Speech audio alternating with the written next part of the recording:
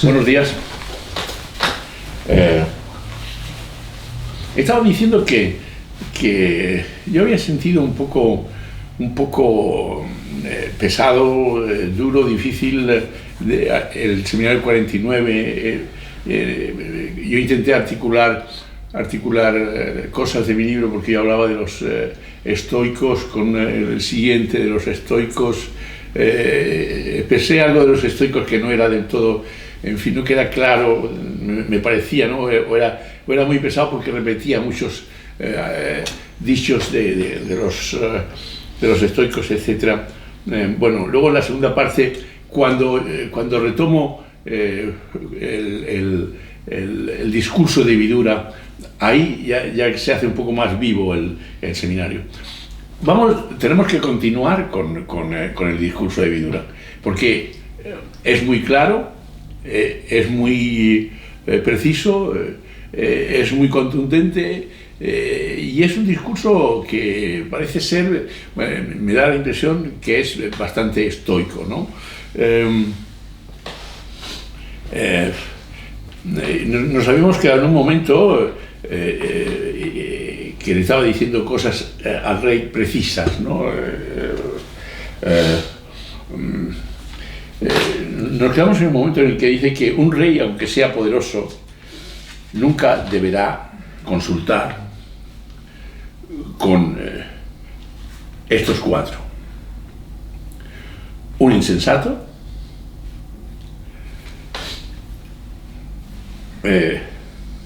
uno que se demora, un indolente y un adulador. Da las características que son contrarias al estoico, ¿no? Es decir, es un hombre bastante dejado, muy poco consistente, muy poco firme, claro, directo. Hay 5 cosas que debe adorar. Después de haber dicho esto, entonces, lo que hay que ver es el ritmo con que él va estableciendo su diálogo, ¿no? Porque tiene un ritmo, tiene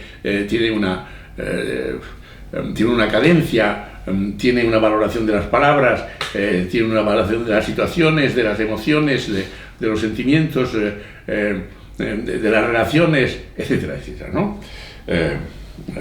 Las cosas que debe adorar son el Padre. De repente, aquí aparece una cosa muy clara: el Padre, la Madre, el fuego, el preceptor y el alma. Es decir, aquí y junta varias cosas. El Padre y la Madre los coloca al mismo nivel del fuego o de un principio, o del preceptor o de su propia alma, ¿no? O sea, con lo cual deja planteado y resuelto el cuadro, ¿no?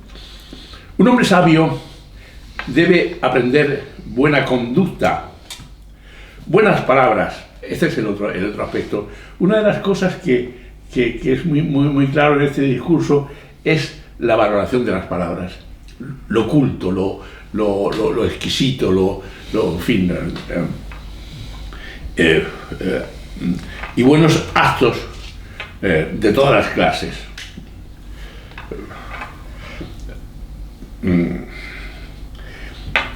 La virtud se preservará por la sinceridad, la erudición por la aplicación, la belleza por la limpieza de cuerpo y el alto linaje por el buen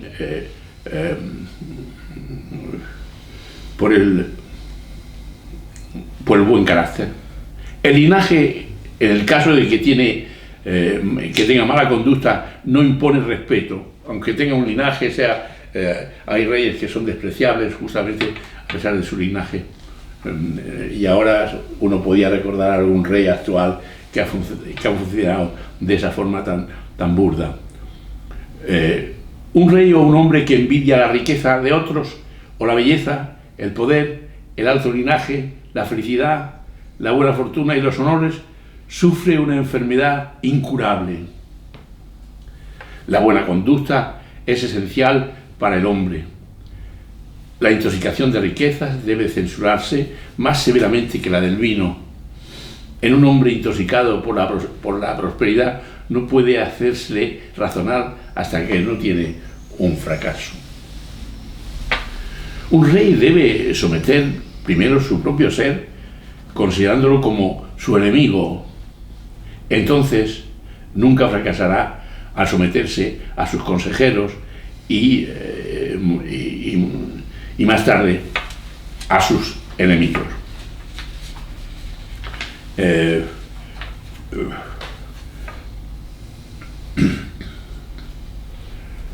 Gran prosperidad le aguarda al que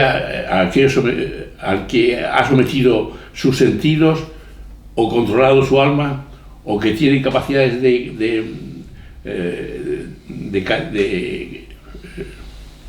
castigar a los ofensores, o que actúa con discernimiento en beneficio y con paciencia.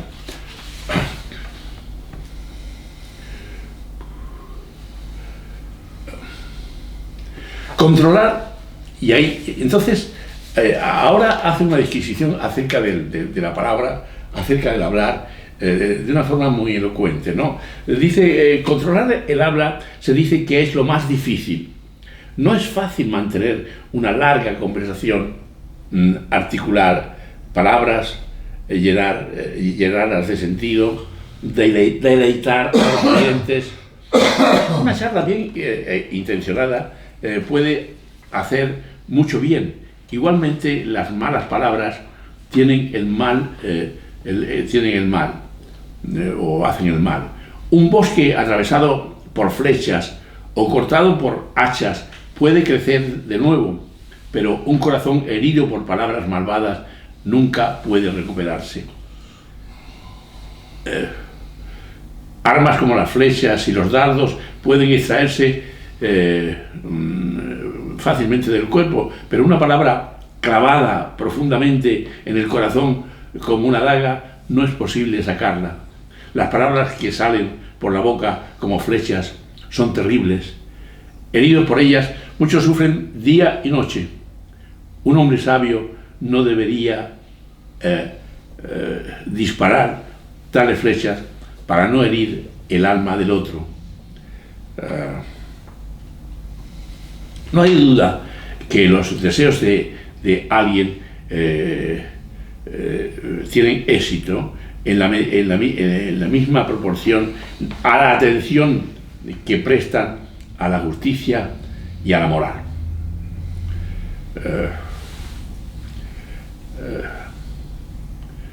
Al oro lo prueba el fuego.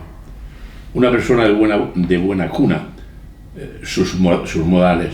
Un hombre honesto, su conducta. Un hombre valiente, una situación de pánico. Al que tiene autocontrol, los tiempos de pobreza. A los amigos y enemigos, las épocas de calamidad y peligro.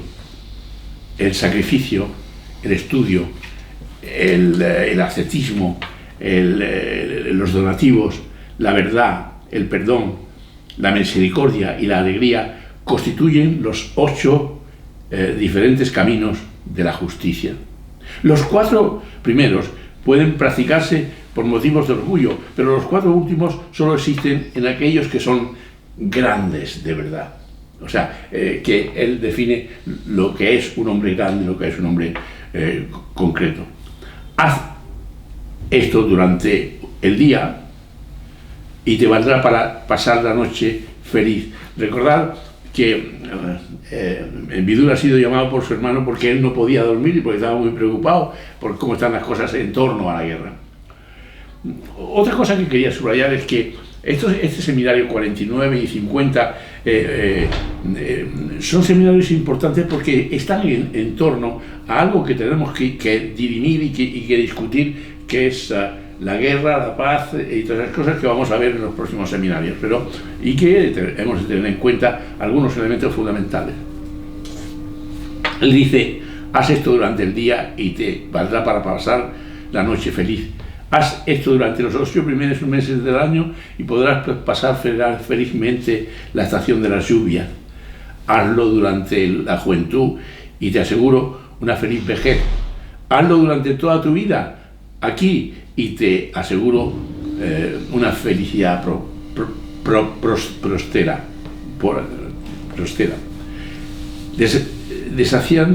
Deshaciendo todos los nudos del corazón, con la ayuda de la tranquilidad, dominando todas las pasiones y observando la verdadera religión, se aprende a considerar lo agradable y lo desagradable con nuestro propio ser.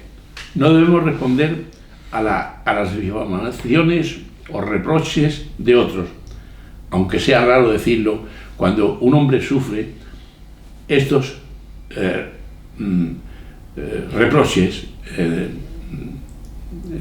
en silencio, el que consume es el injusticiador, y las virtudes del injuriado si tienen alguna persona, pasan al otro.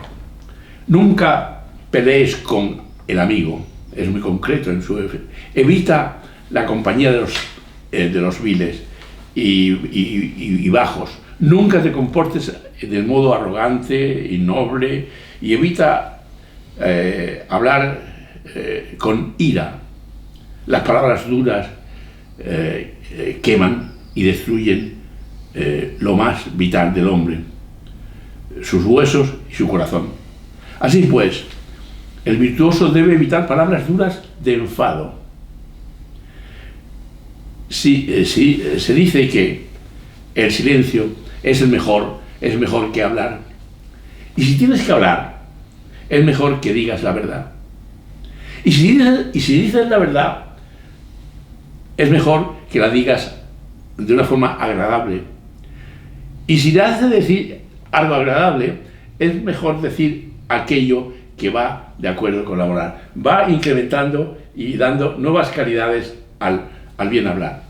El ascetismo, la automoderación, el conocimiento, los sacrificios, los matrimonios buenos o puros, los donativos de alimentos, todos son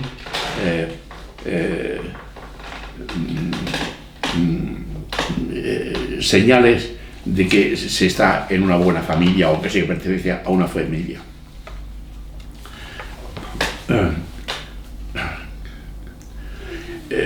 Es impresionante ver la riqueza de significados, las matizaciones tan sugerentes que las fuentes de inspiración a que esto lleva, estas palabras llenas de grandeza, de riqueza, de ilusión, de valoración de la vida, de virtud, de buen entender, de buena vida, de buen discernimiento, con entrega, generosidad, magnanimidad, honradez y participación generosa.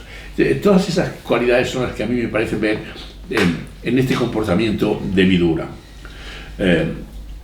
Los hombres mueren y vuelven a nacer una y otra vez, cíclicamente. Y aquí sería útil, por ejemplo, explicar nuestra idea que pone a Aren en boca de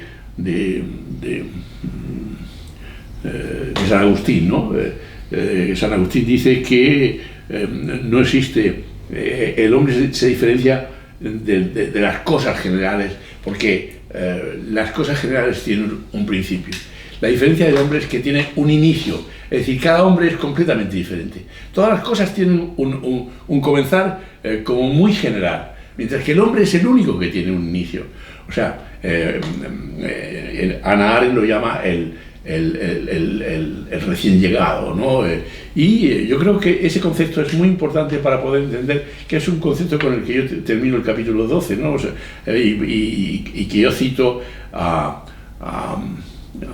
Arendt con los estoicos, pero a Arendt también con con San Agustín, justamente por esta idea del comienzo, ¿no? Y cómo después será Levinas el que diga que la idea de natalidad es la idea de infinito, ¿no? Porque la idea de infinito se incluye en esa situación. Y esto nos llevaría a valorar una cosa que yo voy a traer en la segunda parte de este relato, el relato con el Rishi de parte de Vistarasa, para comprender esta cosa que es tan difícil como las cosas que tienen relación con la divinidad, que desde nuestro punto, y que yo había dicho, bueno, yo no lo voy a llevar al seminario porque les voy a complicar, y en el seminario no nos ocupamos de cosas más allá de la divinidad, pero lo que sí es importante es que en el seminario nos ocupamos también de lo divino, y eso es lo que trataré de esclarecer. Dicho esto, continúo con las características que él muestra aquí. Los hombres mueren y vuelven a nacer una y otra vez. Esta es la idea de Aren o la idea de San Agustín. Cíclicamente crecen y envejecen. A menudo preguntan y son preguntados. Una y otra vez se compadecen y son compadecidos. Felicidad y miseria, abundancia y escasez, ganancia y pérdida, vida y muerte, son compartidos por todos en su debido orden. Un hombre con autocontrol nunca debería regocijarse ni apenarse. Luego describe algunas virtudes importantes, ¿no? Y habla, en primer lugar, habla de la ira. La ira es como una bebida amarga, ácida y caliente, y tiene penosas consecuencias. Es un tipo de dolor de cabeza que no nace de ninguna enfermedad física. Los sabios pueden tragarla, pero no cualquier persona puede hacerlo. El exceso de orgullo, el exceso de charla, el exceso de comida, la ira, el deseo de disfrutes y los desórdenes intestinales son 6 espadas afiladas que acortan el periodo de vida asignado a las criaturas. Son esas las cosas que matan y no la muerte. Se dice que los reyes tienen 5 fuerzas. De todas ellas, la fuerza de los brazos se considera la inferior. La adquisición de buenos consejeros se considera la segunda fuerza. La adquisición de riquezas, en tercer lugar. La cuarta es la fuerza del nacimiento, que se adquiere naturalmente de los padres, de los abuelos, etc. Sin embargo, la más importante y la superior a todo tipo de fuerzas es la fuerza del intelecto. Quien nunca se deja llevar por la ira, quien considera que un trozo de barro, una piedra y el oro tienen el mismo valor, y a quien le da igual lo agradable y lo desagradable, como quien está apartado del mundo, dice aquí, es un verdadero, ¿qué diríais vosotros?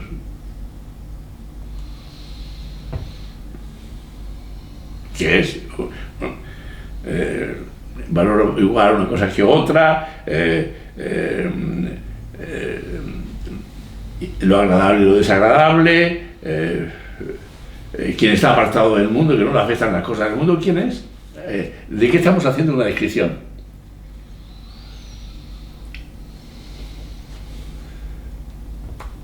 Hasta ahora, el título del seminario pasado era ese. Y el título de este seminario también lo es. De alguna forma empieza siéndolo.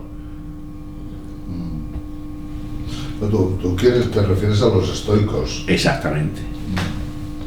Pero a mí se me cruzaba con los ascetas, porque, claro... Por supuesto. Aquí no los llaman estoicos, aquí los llaman yogi. Sí, pero lo que yo quería decir es, que es lo que yo trataba de comunicar en mi seminario anterior, de qué manera, al hablar de Steve Jobs, tal como lo presenta Miguel Ángel Martín García, lo presenta como un estoico, pero él se fundamentó en pensamientos orientales, ¿no? Y aquí igual, o sea, él hace toda una descripción muy precisa acerca de lo que es un yogi, pero tal como estamos viendo lo que es un estoico, porque, bueno, pues es así que esto funciona, ¿no? En fin,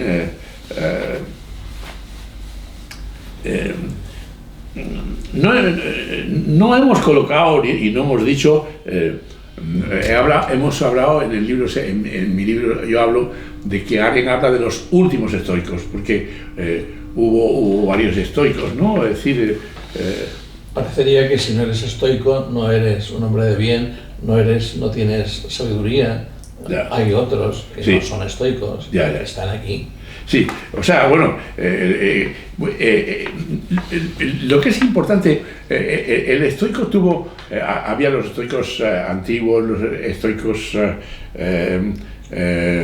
medios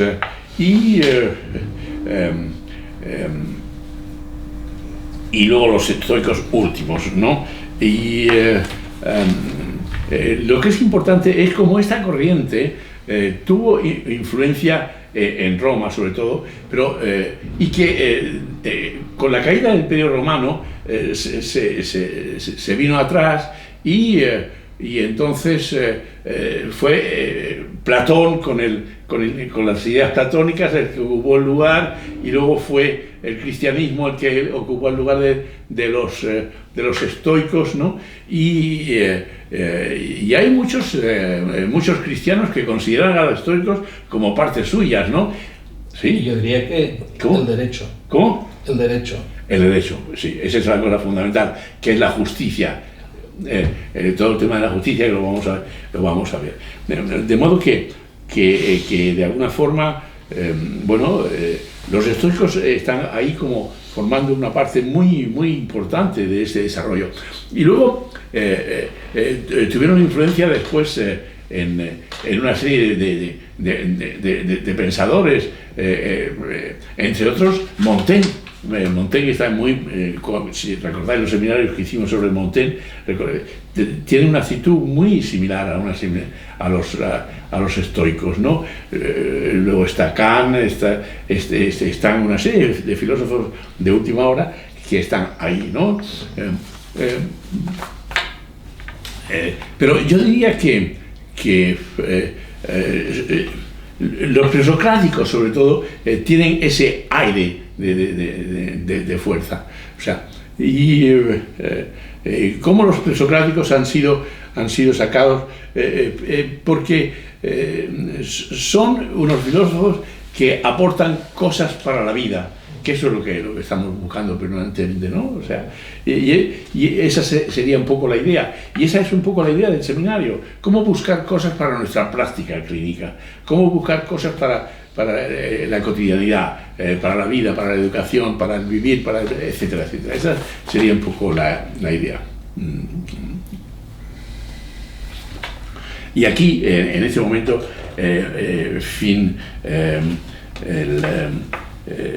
Vidura los compara, ese hombre sabio es un yogi, es decir, que practica cosas importantes.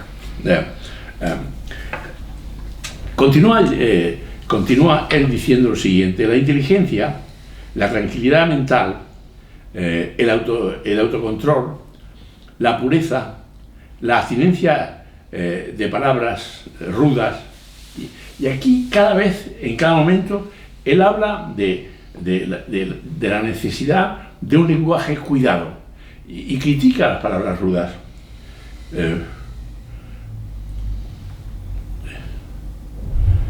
Y no dejar nada que desagrade a los amigos. O sea, él busca, recordar cuando hablaba de la conversación, que fuera verdadera pero agradable, que fuera agradable pero y finalmente que fuera moral, que fuera justa, que fuera verdad. Él dice: la inteligencia, la tranquilidad mental, el autocontrol, la pureza, la abstinencia de palabras reales y el no dejar nada desagradable a los amigos. Estas son las 7 cosas que se consideran como el combustible de la llama de la prosperidad. Y aquí él le da un aire ígneo, un aire de fuego, de energía a la prosperidad y a las cualidades. Que esto es importante captarlo en nuestro trabajo, para que cada palabra que nosotros demos al paciente tenga esta calidad ígnea de tocarlo, de conmoverlo, de hacerlo fuego, de hacerlo realidad, de hacerlo vivir, etc.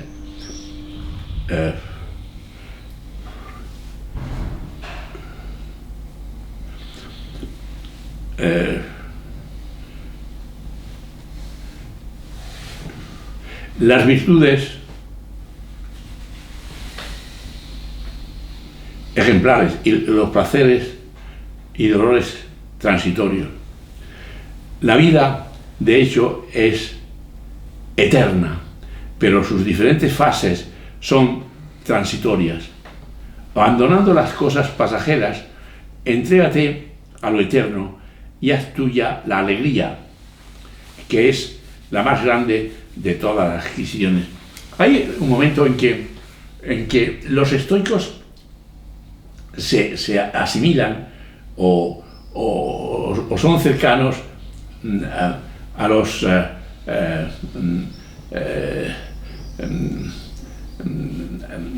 del placer, a los epicúreos,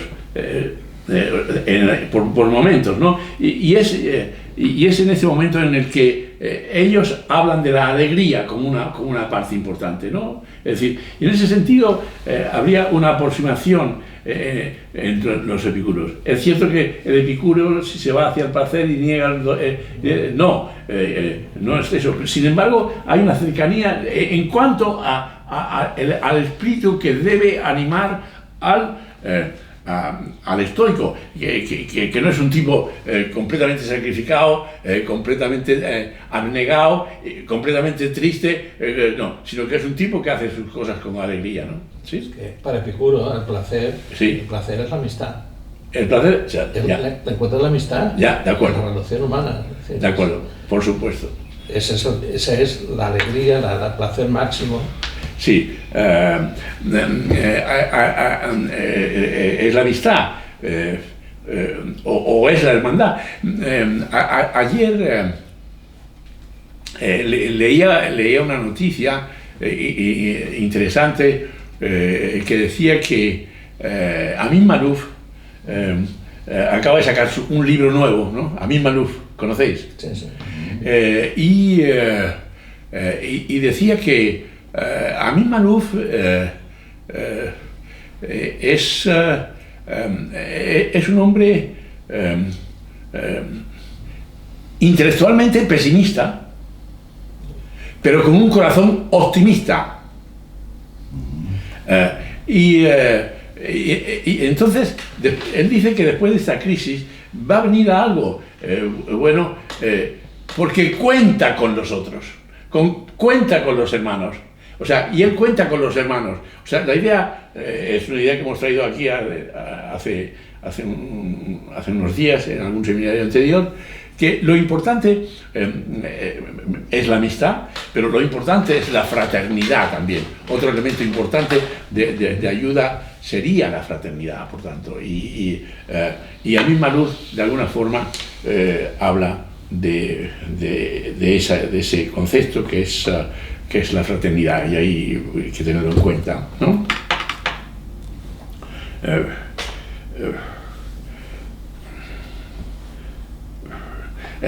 Estábamos hablando, esa es la disquisición que hemos hecho desde de la alegría a los epicúreos, ¿no?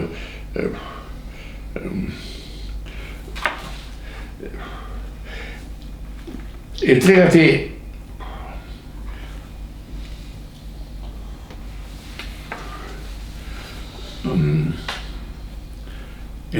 a lo eterno y haz tuya la alegría, que es la más grande de todas las adquisiciones.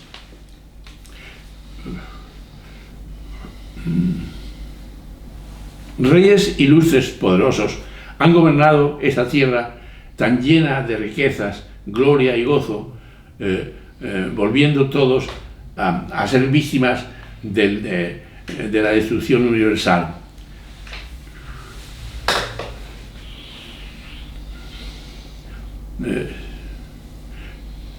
Si hubieran dejado tras de ellos sus reinos y sus inmensos placeres, a pesar del lujo y de toda la educación que se recibe con tanto ansioso cuidado, cuando uno muere,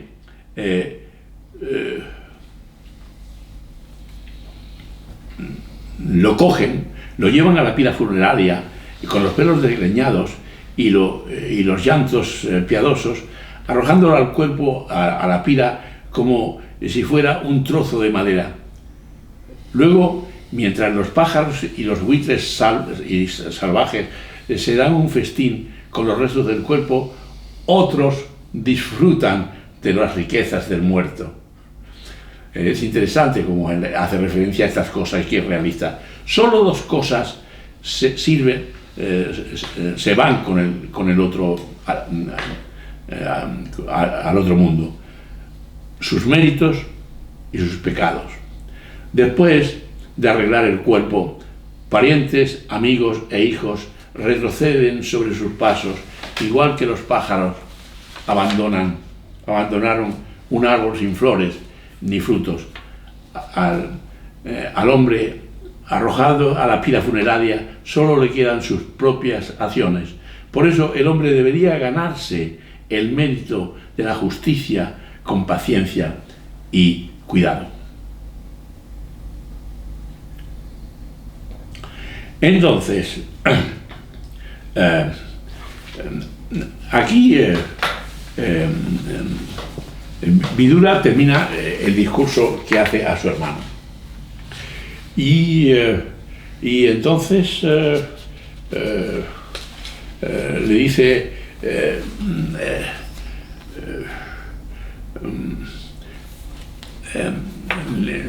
Distrasa le dice a Vidura: dime cómo podría encontrar a este cuerpo con el antiguo y eterno uno. Dime lo que es la muerte. Y entonces, y aquí es interesante, y es un poco lo que hoy vamos a tratar de esclarecer un poco de alguna manera. Vidura le dice: mi señor, he nacido de la orden de los Sudras y por lo tanto no puedo aventurarme a decir más de lo que he dicho. Es decir, todo lo que he dicho es lo que yo sé, porque yo no soy, él no es un kshatriya, porque no es noble, a pesar de ser hermano del rey, Vidura, ¿recordáis? Él es hijo de una criada, y al ser hijo de una criada, él se convierte en Sudra, de la clase inferior, y por tanto no es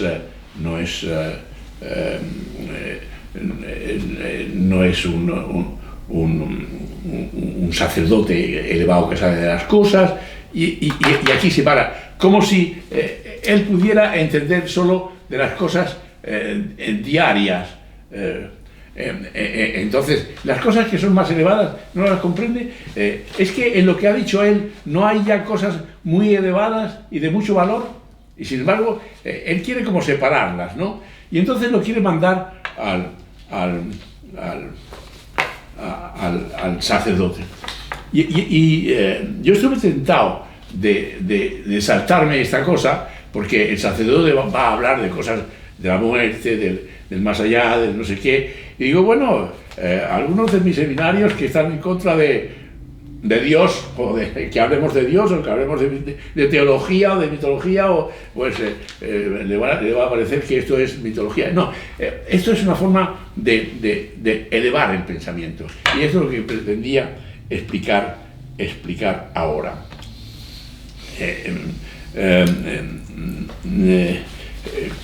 Concretamente quisiera decir dos palabras acerca de esta situación. Para ello voy a recurrir a un fragmento de Heráclito que nos puede ilustrar considerablemente la situación.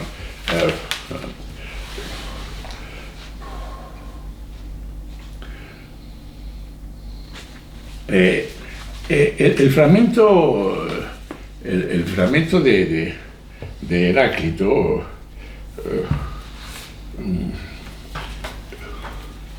es el fragmento el que dice: Dios es día y noche, invierno y verano, guerra y paz, saciedad, hambre, se transforma como el fuego, que al mezclarse con los sahumerios se denomina según las predilecciones de cada cual. Cada uno de estos fragmentos es estudiado por una serie de pensadores que son muy conocidos en el medio, y que yo voy a nombraros, ¿no?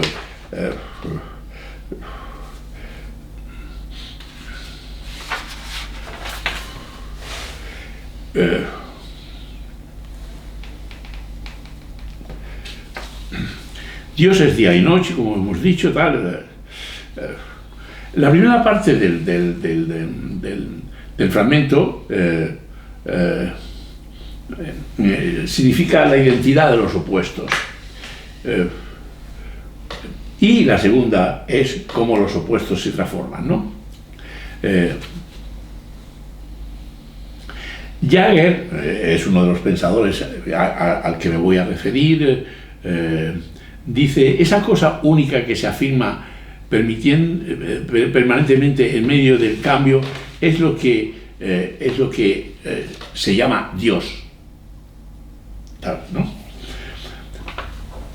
Parménides enseñó la unidad en un intento de mostrar que la multiplicidad del mundo es simple apariencia, pero la concepción heraclitiana del mundo se remonta a la interpretación hecha por Heráclito de Anaximandro del proceso, ¿recordáis?, de generación y corrupción como litigio. La verdadera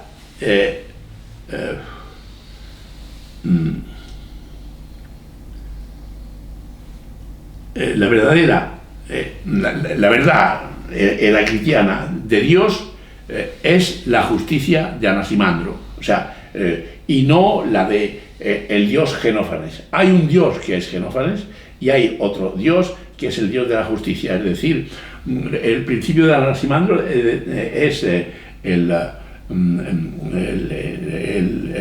apelión, que es de donde salimos volvemos, de donde nacimos volvemos con la muerte, ¿no? Sería un poco eso. Y de esa forma se hace justicia.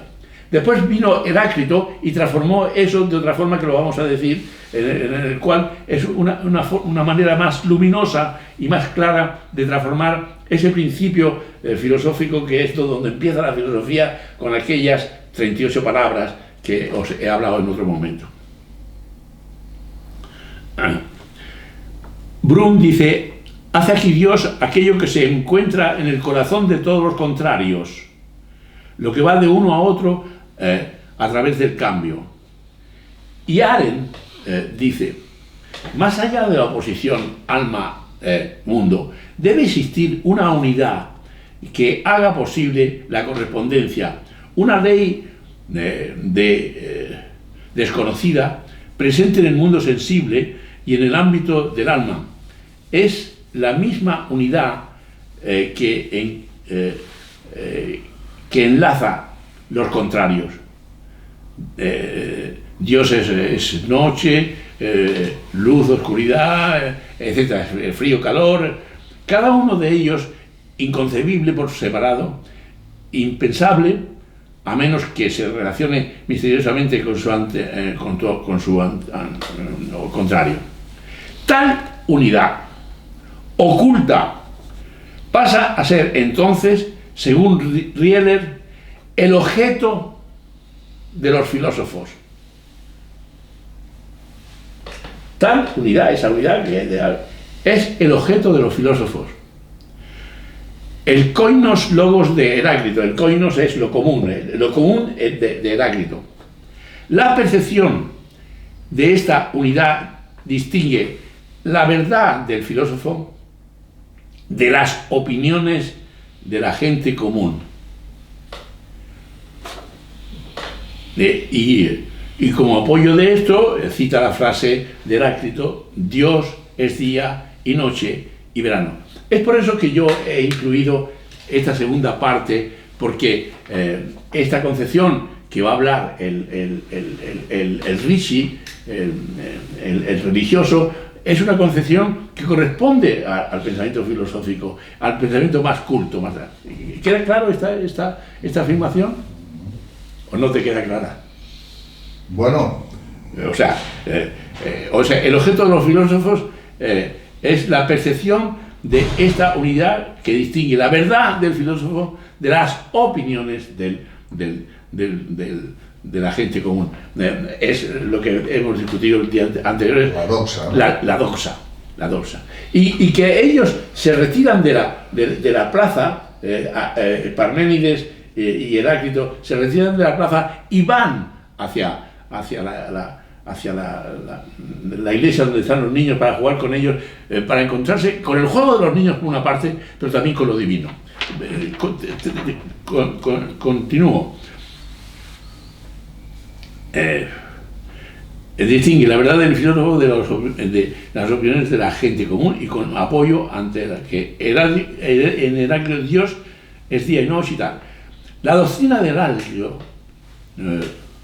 una cosmología diferente del ser, uno es inmutable, de Parménides, que sostiene lo contrario.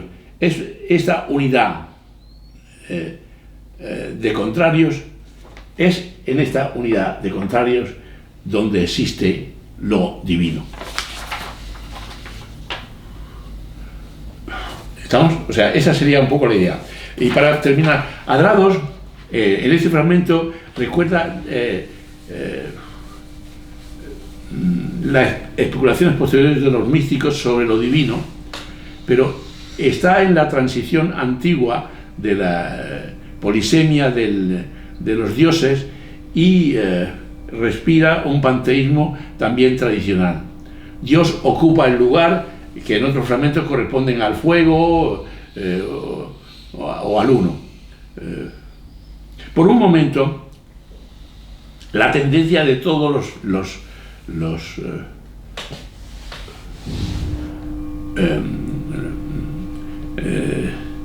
es de la divinidad, la tendencia de todos los presocráticos es la divinización del origen. Y este es el tema que está presente en toda la filosofía. La tendencia de todos los presocráticos es la divinización del origen,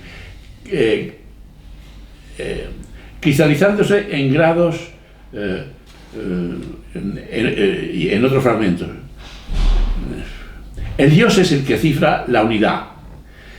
Un pensador que a mí me merece mucho crédito es Colli, del que os he hablado en algún momento.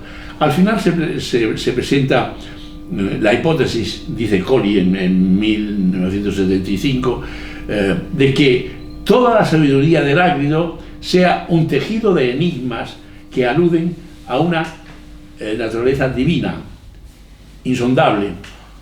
Este es el tema.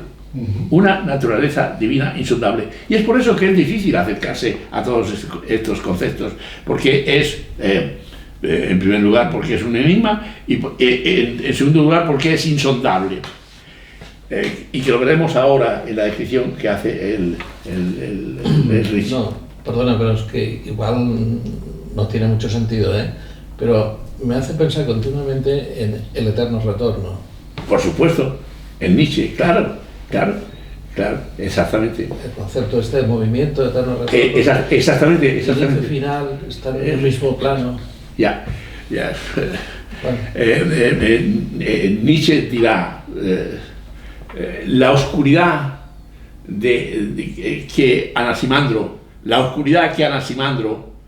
y Heráclito hacen con este presupuesto, de donde vine de donde salí tengo que ir, y el hacer justicia, es iluminada con una luz esplendorosa por parte de Heráclito, porque hace de ese principio de Anaximandro un principio de justicia, el dique es la justicia, o sea, lo que en Anaximandro es injusticia y que hay que pagar por esa injusticia, en Heráclito se hace luz, se hace luminoso por medio del dique, por medio de la justicia. Entonces el dios de Heráclito es la justicia, y es por eso que es importante valorar estos aspectos. Y estos son los aspectos del filósofo, del intelectual, del que estudia estos principios. Colli dice entonces, toda la sabiduría de Heráclito sea un tejido de enigmas que aluden a una naturaleza divina insondable. El enigma constituye la expresión de lo oculto del Dios. Todo par de contrarios constituye un enigma cuya solución es la unidad. Efectivamente, el día es la noche. Ese fondo religioso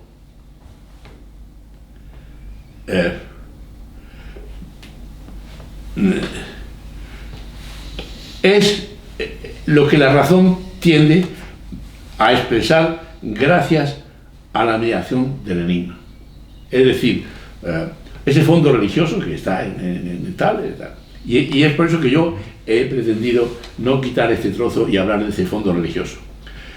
Flournoy procede mediante el empleo por Laozi, por expresar la trascendencia de Tao, y le llama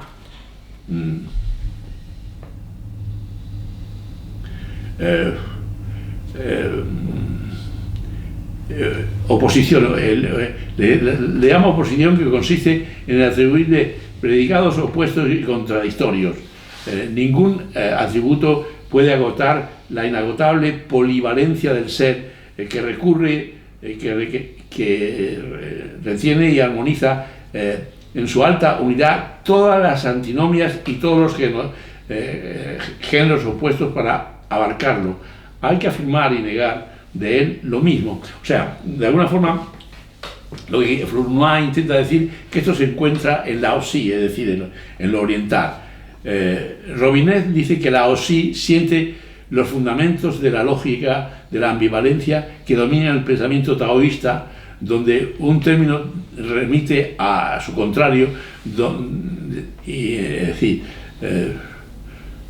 debe ver su opuesto dinámico y al mismo tiempo que de complementariedad, totalidad, etc. Bueno, entonces continúa hablando aquí de toda esa situación de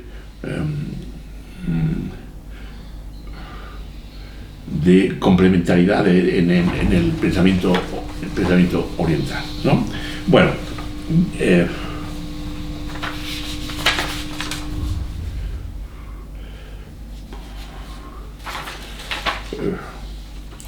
dos palabras más.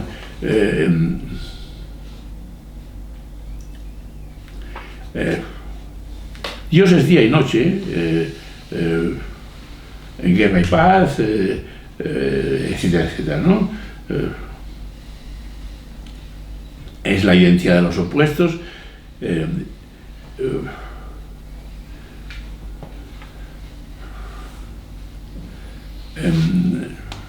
Esta cosa única que se afirma permitiendo permanentemente en medio del cambio es lo que se llama Dios. Parménides enseñó la unidad e intentó mostrar que la multiplicidad del mundo es simple apariencia, pero la concepción cristiana del mundo se remite a la interpretación hecha por Anaximandro del proceso de generación y corrupción como litigio. La verdadera cristiana de Dios es la justicia de Anaximandro, mucho más que el supremo Dios de Genófanes. Brun dice: hace aquí de Dios aquello que se encuentra en el corazón de todos los contrarios, lo que va de uno a otro a través del cambio. Arendt dice: más allá de la oposición alma-mundo debe existir una unidad que hace posible los contrarios, etc. Sí. Y es lo que acabo de decir de los filósofos, ¿no? De acuerdo. Dicho esto, entonces vamos a ver cómo es la situación con el Ricci y qué carácter tiene y Vidura le ha dicho que es un sudra y que por tanto no lo puede aclarar, y el acontecimiento empieza con un hecho mágico. Vidura piensa, medita en el gran Ricci y este, viendo lo que le llaman, le responde. O sea, el acontecimiento empieza con una cosa mágica, digamos, ¿no? Es decir, medito y me pongo en contacto con el Ricci y les pongo mi problema, qué es lo que quiero aclarar. Vidura le dijo: hay una duda en la mente del rey que solo puede ser aclarada por ti. Reverendo, por favor, háblame. El nombre del Ricci, ¿cómo se llama? Sí, ya lo veo. El Ricci se llamaba Sanat Sujata. Sanat Sujata. Y entonces lo invocó y el Sanat Sujata apareció y entonces le explicó lo que él deseaba. El rey tiene estas dudas y solo tú eres quien debes aclarar. ¿Estamos?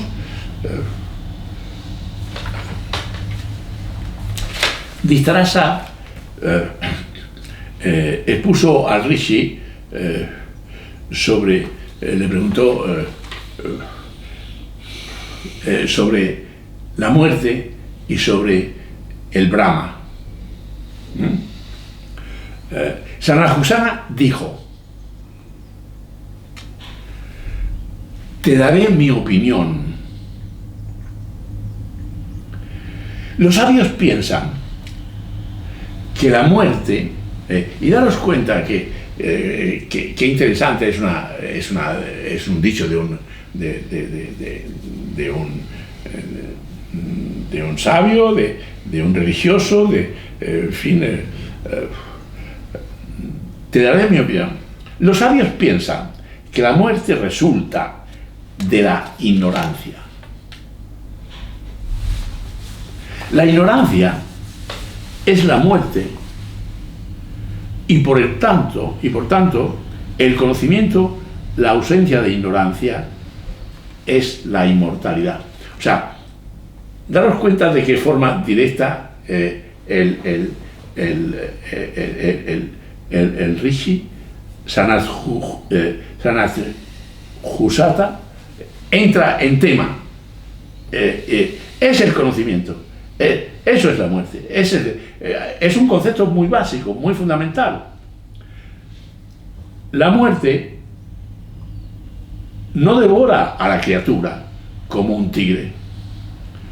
Su forma es inconcebible. Por eso, para salvar este hecho, algunos imaginan que Yama es la muerte. Pero esto, sin embargo, es mera elucubración mental. O sea, es como si la muerte tuviera una existencia y él dice, no, no es eso, es otra cosa la muerte. La búsqueda de Brahma, o conocimiento de sí mismo, es la inmortalidad. Por supuesto que nosotros no vamos a buscar Brahma, pero sí que vamos a buscar O, que tiene algo de Brahma, que tiene algo de verdad absoluta, de bien absoluto. Este es el tema por donde va el trabajo. Estamos en esa brecha. Esto es lo que yo quiero mostraros. El imaginario Dios Yama tiene sus dominios en la región de Pitris. A sus órdenes la muerte, en forma de ira, ignorancia y codicia, aparece entre los hombres. Dominados por el orgullo, los hombres caminan por las sendas del mal y ninguno de ellos tiene éxito en alcanzar su verdadera naturaleza, oscureciendo su entendimiento y dominado por las pasiones, deja su cuerpo y caen repentinamente en el infierno, seguidos siempre por sus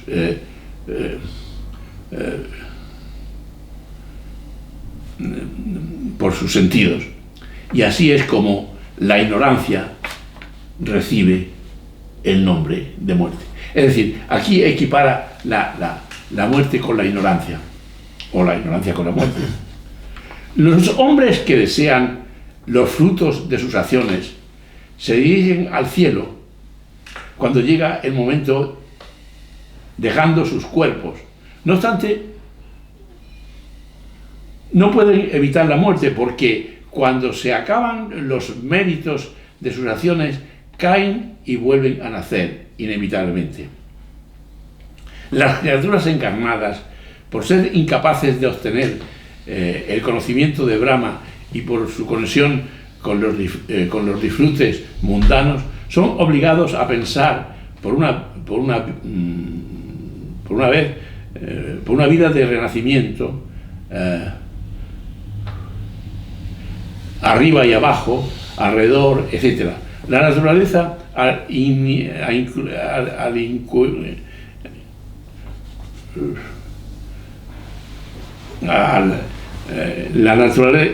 la natural inclinación del hombre a perseguir cosas irreales, adora solo los disfrutes que le rodean.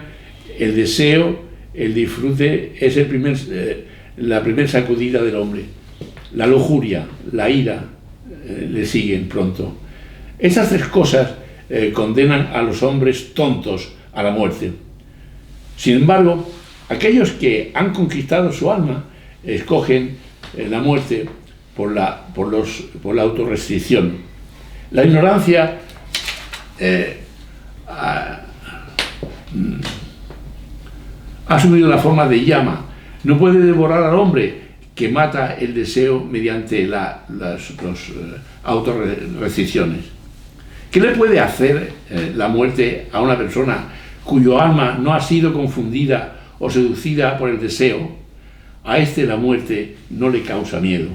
Por lo tanto, si se ha destruido el deseo, que es ignorancia, no debe permitirse ni perseguir ningún deseo, ni siquiera el más pequeño. El alma que está en el cuerpo, cuando se asocia con la ira y la codicia, y se llama ignorancia, se dice que encuentra la muerte. O sea, va conectando todo el rato la ignorancia con la muerte. Y sabiendo que los deseos aparecen en el camino, si un hombre se apoya en el conocimiento, no debe tener ningún miedo a la muerte. Y al igual que el cuerpo se destruye cuando se le ponen bajo la influencia de la muerte, la misma muerte se destruye cuando cae bajo la influencia del conocimiento. Y recordáis que cómo vencer a la muerte, que habíamos dicho en alguna frase en relación con Bhisma, que tenía el poder de morir cuando él quisiera, y que es muy importante. Lo vamos a ver en los próximos capítulos en relación con la guerra, ¿no? En fin. Cuando Rishi acabó de hablar, Dhritarashtra le preguntó: ¿y cuál es? Él va así preguntando, pero yo creo que sin necesidad de que... Es como si no hubiera escuchado del todo las palabras. No escuchó las palabras de su hermano y quería un poco obtener ese total saber, ¿no? Es decir, como si fuera mágico y que se lo dieran. Cuando el saber es fruto de un esfuerzo tremendo, de un esfuerzo estoico, diario, cotidiano, de atención, de cuidado, etc. Cuando el Rishi acabó de hablar, Dhritarashtra le preguntó: ¿cuál es el objeto del ascetismo o mauna, que es la palabra como se conoce? He oído que hay dos tipos de mauna: restricción del habla y meditación. ¿Cuál es superior?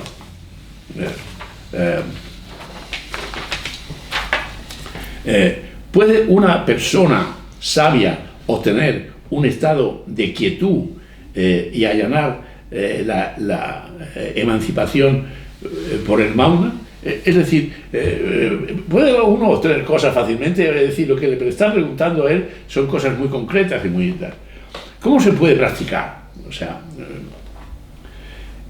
él le dice: el objeto del ascetismo o mauna es alcanzar aquello que está más allá del alcance de la mente.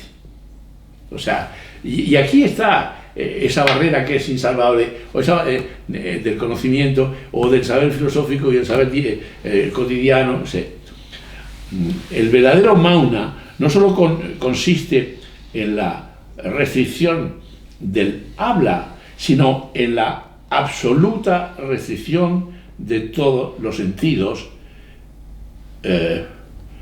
y de la mente. El aspecto, forma o naturaleza del mauna debe ser necesariamente la pérdida de toda conciencia de lo objetivo.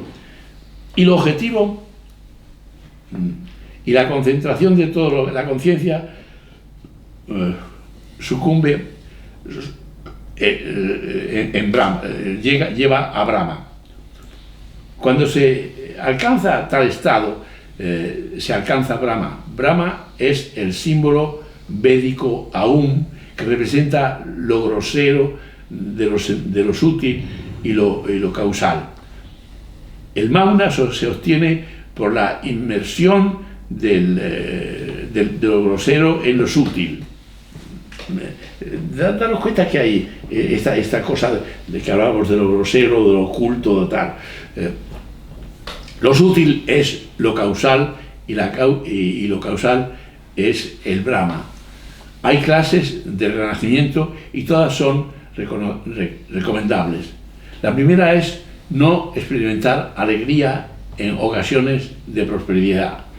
La segunda, no entregarse a los sacrificios, oraciones y actos piadosos con deseos de los méritos que de ellos surgen. Tercero, es abandonar el deseo o apartarse del mundo.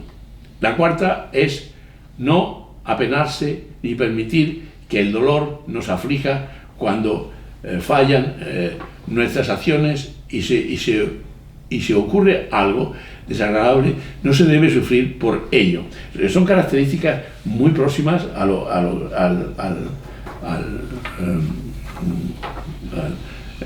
estoico, ¿no? En fin. Quinta, consiste en no pedir ni siquiera a nuestros propios hijos, esposas u otros que nos puedan ser queridos. El sexto es dar a una persona lo que merece. No es fácil alcanzar el Brahma después de que se han restringido los sentidos y que se han sumergido la voluntad en el intelecto, pero el estado que sigue es el de total ausencia de pensamiento mundano.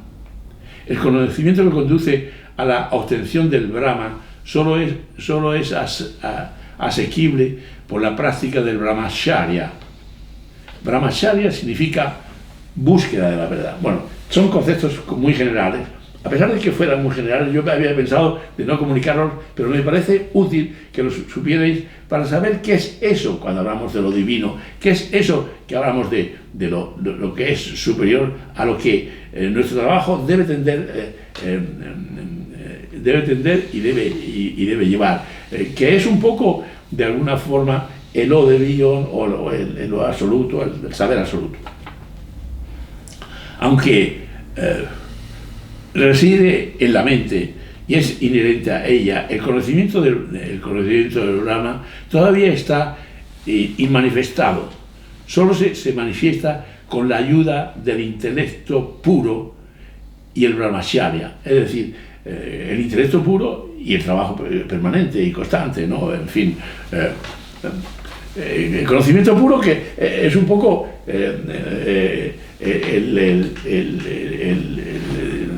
la actitud en análisis deje su mente libre, clara, sin más, y diga lo que se le ocurra, y a través de ahí ya iremos viendo, ¿no? Aquellos que desean obtener el estado de Brahman subyugan todos los deseos dotados de justicia y consiguen separar el alma del cuerpo como una pala sale de un montón de tierra completamente limpia. A veces pone ejemplos como muy claros y muy concretos después de tanta sabiduría y de tanta cultura. Un hombre así purifica su cuerpo y es verdaderamente sabio, pues mediante el Brahmacharya se convierte en un niño libre de toda pasión. Y aquí lo conecta otra vez con el niño. El niño al que Heráclito y Parménides van a encontrar en la capilla, ¿no? Donde están para jugar a los dados. El niño, que es el tiempo todo, que no es el tiempo finito, sino que es el tiempo eterno, y por fin triunfa sobre la muerte. Mediante el trabajo, los hombres obtienen mundos perecederos. Sin embargo, a quien se le bendice con el conocimiento obtiene el estado de Brahma, que es eterno. Dhritarashtra le dijo: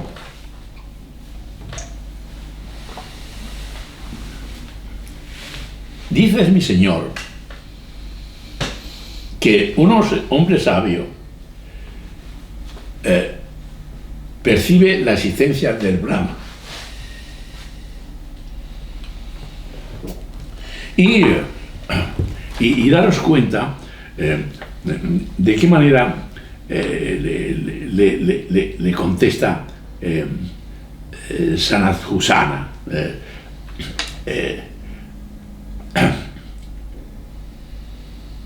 Dices, mi señor,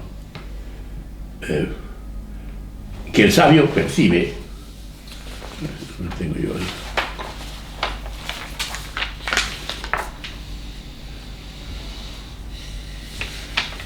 Dices, mi señor,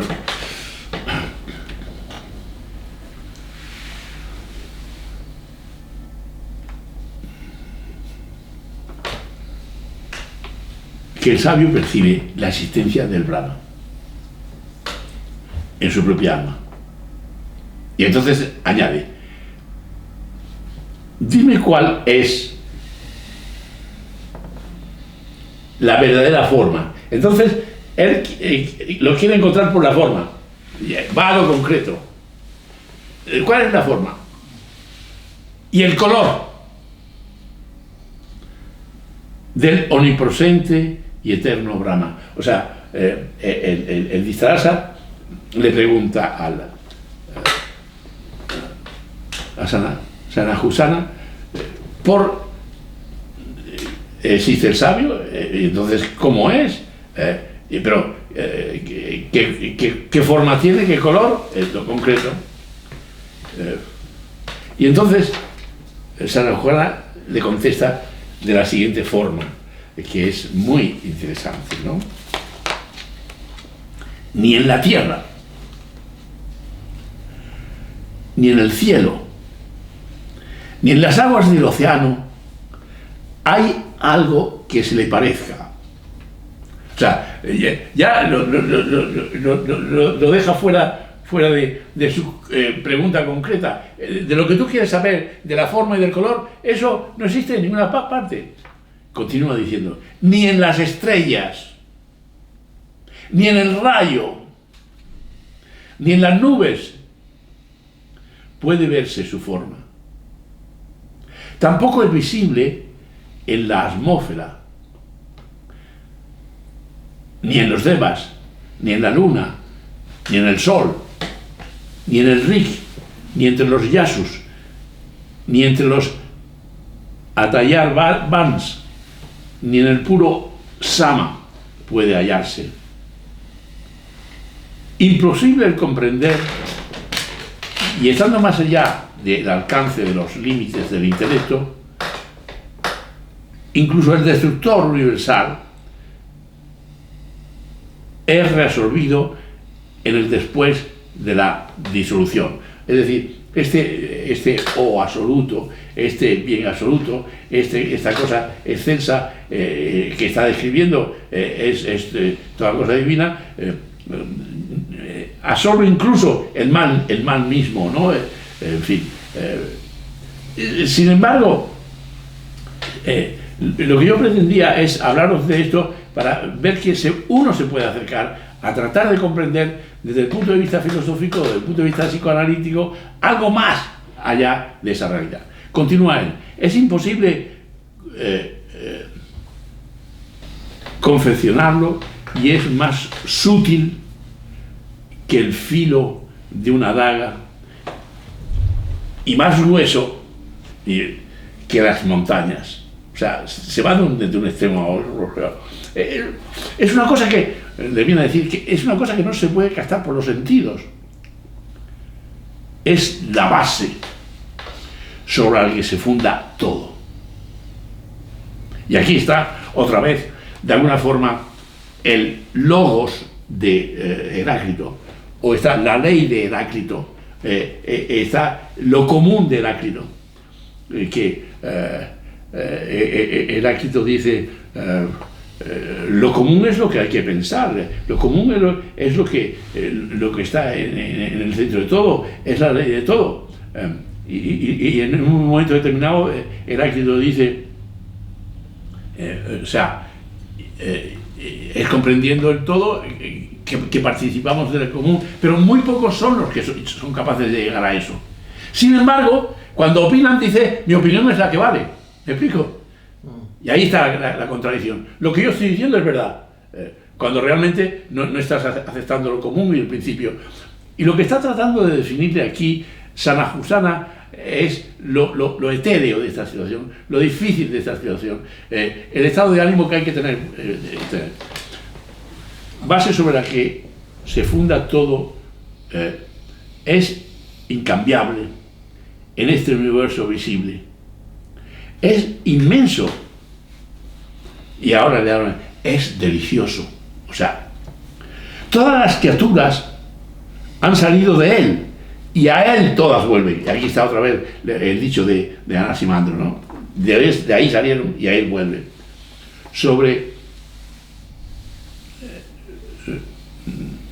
Sale de todo tipo de dualidad, lo contrario.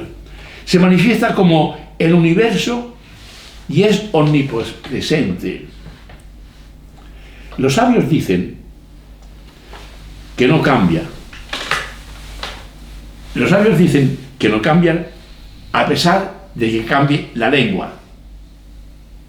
Tú le pones otra lengua, en inglés, en francés, pero no cambia. Es lo mismo. Que se usa para la lengua que se usa para escribirlo. Los que lo conocen, aquellos en los que están establecido el universo, en verdad son benditos. Y es así como Sanahusana termina su discurso. Pero yo quería de alguna forma traeros esa visión más mística porque corresponde a O, es la definición de O, y que el Rishi se lo explica el Distarasa con su tozudez, con su ceguera, con su no ver las cosas. El Rishi no lo tiene en cuenta y le explica lo que es la situación tan difícil de alcanzar. Esa sería un poco la idea. No sé si hemos completado de alguna manera con este seminario un poco lo que habíamos propuesto con el seminario anterior 49. Nos faltaba haber hecho alguna precisión que está en aprender de la experiencia. Es la idea acerca de el principio para todas las cosas que dice San Agustín y el inicio que dice San Agustín para el hombre. Un inicio donde se comienza siempre una cosa nueva, el Hijo que hace eterno al hombre, porque después del Padre viene el Hijo y después del Hijo viene otro Hijo, etcétera, etcétera. Bueno, este es el seminario de hoy, que en fin, hemos tratado de conjuntar todas las cosas.